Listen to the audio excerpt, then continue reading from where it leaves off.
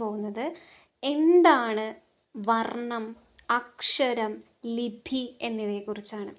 മലയാളത്തിൽ നമുക്ക് എല്ലാം ആരംഭിക്കുന്നത് അക്ഷരങ്ങളിൽ നിന്നാണ് അല്ലേ? മലയാളത്തിൽ നിന്നല്ല, ഒരു ആശയവിനിമയമായിക്കോട്ടെ, മറ്റുള്ളവരിലേക്ക് നമ്മളൊരു കാര്യം എത്തിക്കാൻ വേണ്ടിയുള്ള ഒരു ശ്രമം, എല്ലാം ആരംഭിക്കുന്നത്, എല്ലാത്തിൻ്റെയും അടിസ്ഥാനം അക്ഷരങ്ങളാണ്, വർണ്ണങ്ങളാണ്. നമ്മളിപ്പോൾ ഒരാളെ എഴുതി കാണിക്കണമെങ്കിൽ അവിടെ നമുക്കൊരു ലിപി അനിവാര്യമാണ്. അപ്പോൾ നമുക്ക് നോക്കാം, വർണ്ണം എന്താണ്? വർണ്ണം, അക്ഷരം, ലിപി എന്നിവയാണ് നമ്മളിന്ന് നോക്കാൻ പോകുന്നത്. വർണ്ണം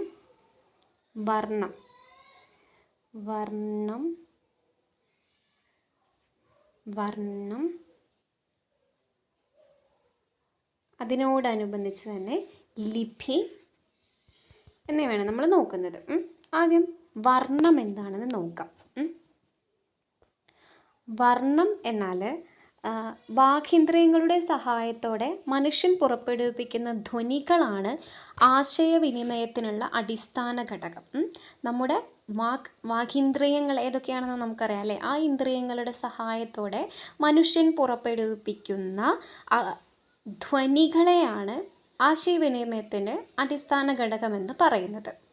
ഇവയാണ് യഥാർത്ഥത്തിൽ വർണ്ണങ്ങൾ എന്ന് പറയുന്നത്. അതായത് ഉച്ചരിക്കപ്പെടുന്ന വർണ്ണങ്ങൾ പല രീതിയിൽ ക്രമപ്പെടുത്തിയാൽ മാത്രമേ പദങ്ങൾ ഉണ്ടാവുകയുള്ളൂ. അതായത് ഉച്ചാരണത്തിന് വേണ്ടി ഉപയോഗിക്കുന്ന ഏറ്റവും ചെറിയ ശബ്ദമാണ് വർണ്ണം. നമ്മൾ ഒരു കാര്യം പറയാൻ ശ്രമിക്കുന്നു, ആ കാര്യം പറയാൻ വേണ്ടി നമ്മൾ എടുക്കുന്ന അല്ലെങ്കിൽ ഏറ്റവും ചെറിയ ശബ്ദം, ഉച്ചാരണത്തിന് വേണ്ടി ഉപയോഗിക്കുന്ന ഏറ്റവും ചെറിയ ശബ്ദമാണ് വർണ്ണം. അതെന്തായിരിക്കും? ഒരുപക്ഷെ അ എന്ന അക്ഷരമായിരിക്കാം, ക എന്ന അക്ഷരമായിരിക്കാം, ഹ എന്ന അക്ഷരമായിരിക്കാം. ഇതൊക്കെ ഒരു വർണ്ണമാണ്. ചില വർണ്ണങ്ങൾ ഒറ്റയ്ക്ക് ഉച്ചരിക്കാൻ സാധിക്കില്ല. ആ എന്നത് ഒറ്റയ്ക്ക് ഉച്ചരിക്കാൻ സാധിക്കും. ശ്രദ്ധിക്കുക, ആ എന്ന വർണ്ണം ഒറ്റയ്ക്ക് ഉച്ചരിക്കാൻ സാധിക്കും. ആ എന്ന വർണ്ണം നമുക്ക് ഒറ്റയ്ക്ക് ഉച്ചരിക്കാൻ സാധിക്കും. പക്ഷേ ആ എന്ന വർണ്ണം ഒറ്റയ്ക്ക് ഉച്ചരിക്കാൻ സാധിക്കും. പക്ഷേ ക എന്നത് നമുക്ക് ഒറ്റയ്ക്ക് ഉച്ചരിക്കാൻ സാധിക്കില്ല. കാരണം ക എന്ന് പറയുന്നത് ക് അധികം ആ എന്നിവയുടെ രൂപമാണ് ക. ക് എന്നതിൻ്റെയും ആ എന്നതിൻ്റെയും പൂർണ്ണമായും കൂടിച്ചേരുമ്പോൾ ഉണ്ടാകുന്ന അക്ഷരമാണ് അഥവാ വർണ്ണമാണ് ക എന്നത്. അപ്പോൾ ആ നമുക്ക് ഒറ്റയ്ക്ക് ഉച്ചരിക്കാൻ സാധിക്കും. പക്ഷെ ക എന്ന് പറയുന്നത് ഖ് പ്ലസ് ആയാണ് ക. അത് ഓർത്ത് വെക്കുക കേട്ടോ. അപ്പം ചില വർണ്ണങ്ങൾ ഒറ്റയ്ക്ക് ഉച്ചരിക്കാൻ സാധിക്കില്ല. ഉദാഹരണം ക. അപ്പം വ്യഞ്ജനങ്ങളെല്ലാം നമുക്ക് സ്വരം ചേർത്ത് മാത്രമേ ഉച്ചരിക്കാൻ സാധിക്കുകയുള്ളൂ. വ്യഞ്ജനങ്ങളെല്ലാം സ്വരം ചേർത്ത് മാത്രമേ ഉച്ചരിക്കാൻ സാധിക്കുകയുള്ളൂ. വർണ്ണത്തെ എഴുതി കാണിക്കാൻ ചില പ്രത്യേക ചിഹ്നങ്ങൾ രൂപപ്പെടുത്തിയിരിക്കുന്നു.